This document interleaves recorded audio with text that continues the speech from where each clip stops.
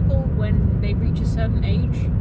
But for me, I feel like I'm old enough now that the food that I remember from my childhood, you know, stuff that you could buy in the shops, is either completely gone or changed unrecognizably almost. For those of you who don't know, I made a video about it last year, but the UK has currently some regulations on food and drink, I think it's just drinks actually, that prohibits, or rather it doesn't prohibit it, but there is a tax on a certain quantity of sugar in drinks now, I believe.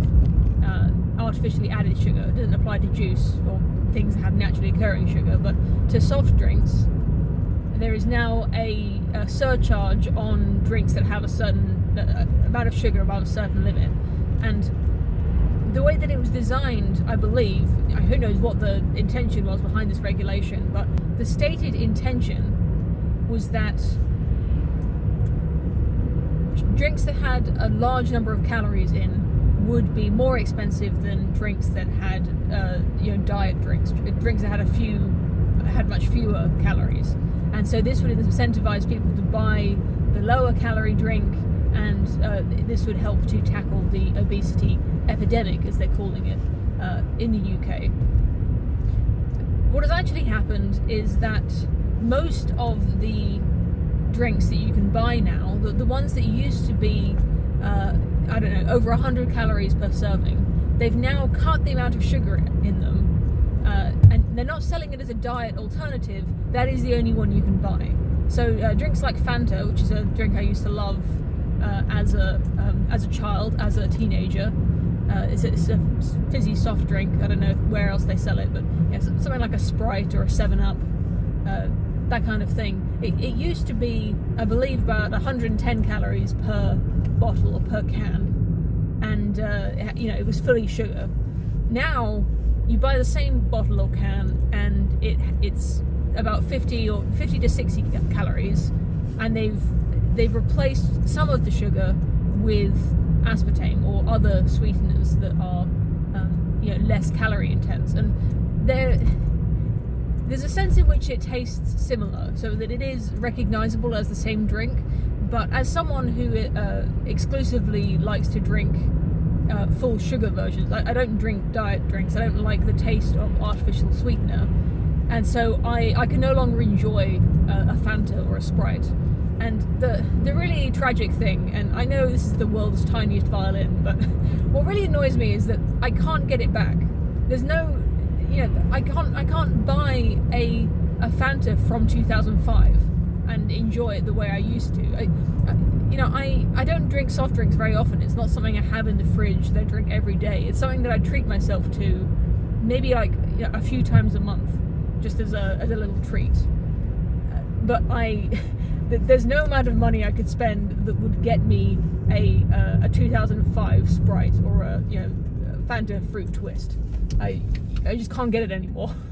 And as far as I can tell, the only full sugar drink that is now available in shops is Coca-Cola, because the recipe is so iconic that people would immediately there'd be riots in the streets if they stopped selling Coke. And it's more expensive now, and to be honest, I don't care about the surcharge. I wish I could buy the drinks that I wanted. If I knew back at the age of 15 that Fanta was going to go away and I wouldn't be able to drink it anymore, maybe I would have drunk more of it. It's just a shame. And the reason I'm making this video now, other than the fact that I had a disappointing Fanta experience a few weeks ago, is that Bernard Matthews, which is a food, a food production company in the UK, they've put turkey Twizzlers back on the menu for the first time in something like 10 years. And a lot of people won't know. If you're the wrong age or in the wrong country, you certainly won't know what a turkey Twizzler is. But it's a processed meat turkey product that they used to sell in canteens in schools. But primary schools used to have turkey Twizzlers. My own primary school had turkey Twizzlers on the menu not a menu, you had one thing. It was on the schedule once a week. You could get turkey Twizzlers for lunch, and they were I don't want to say like they were brilliant or anything, but I can remember how they tasted, and I remember them tasting great. Not in a fine dining kind of way, but in a cheap junk food, basically, is what it was. And they were criticised because they had a lot of salt and a lot of fat in. And Jamie Oliver, the famous chef, British chef, he had a TV show called Jamie's School Dinners, where he criticised turkey Twizzlers and other school dinner items that were apparently not healthy enough. And as a result of this one TV show, all primary schools in the UK stopped giving children turkey Twizzlers. And I don't know whether that's a good thing or not. I don't know what they were replaced with, whether it was cheaper or better or more healthier, more delicious. Who knows? But I know that you can't get turkey Twizzlers anymore, and I know that because Bernard Matthews, the people who made them, stopped selling them altogether. To schools or otherwise.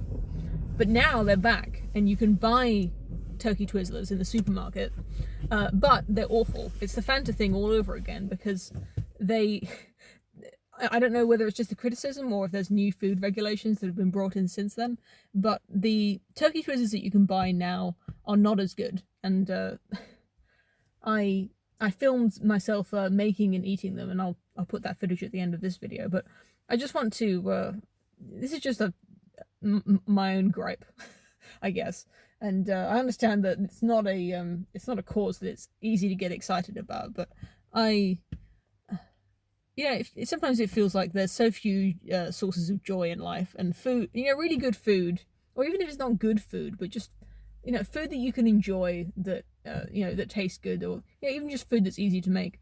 It's a source of comfort and enjoyment in life, and to just have it disappear without any hope of ever seeing it again, it's disappointing. I got the Cumberland sausage flavour turkey Twizzlers, as that was the only available flavour at the supermarket. Put it in the oven, let the magic unfurl. For your delight, the Twizzler uncurls. Which, I don't know, I think the shape of the turkey Twizzler might be one of the things that put people off it so much, is that it's this sort of very artificial, unnatural shape that it's been put into. It's described as chopped and shaped turkey with added water, lightly seasoned with spices. There are 80 calories per Twizzler, and I've had 2 in one serving. So I followed the instructions and put it in the oven for 14 minutes. When they came out, they did look a little bit pale and a bit horrible, so I turned them over and put them back in. And then I realised that the packet did say turn whilst cooking.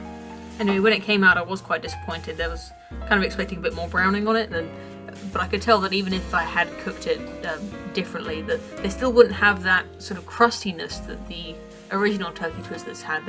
It wasn't quite deep fried, but it had a kind of texture to the outer layer. But after cooking, it did in fact unfurl and uncurl in a way that I could see a primary school child enjoying, but to me was just vaguely disgusting and reminded me of a pig's tail. I tried it with ketchup just because that's what we would have had it with back in the day. And I have to say the ketchup, although it's not my sauce of choice, it did improve the taste, adding a kind of a sweet, tangy element to what was an otherwise quite bland meat product. I'd say the main takeaway from it is that the Cumberland sausage flavour was not a terrible way to describe how it tasted. It wasn't as good as eating even a quite cheap Cumberland sausage. But that's basically what it is. It's a kind of dense, strangely shaped sausage. And there was this sort of peppery overtone that was quite overpowering, but then I wondered whether I might have accidentally cracked some pepper over it when I was adding salt, so that might have been my fault. I tried the second one with HP sauce instead of ketchup, and although I do prefer HP sauce, I think the ketchup was perhaps a better sauce to put with this, just because that pepper flavour was kind of overwhelming, so I didn't really need any extra savoury added flavours. So as you can tell by the fact that I ate 2, they're not completely disgusting, and Definitely not awful, but really not something I would buy again, or that I really enjoyed. I did end up eating all 8 that were in the packet over the course of the week for my lunch. But I didn't enjoy any of those servings, and I probably would have enjoyed just eating a sandwich more than that.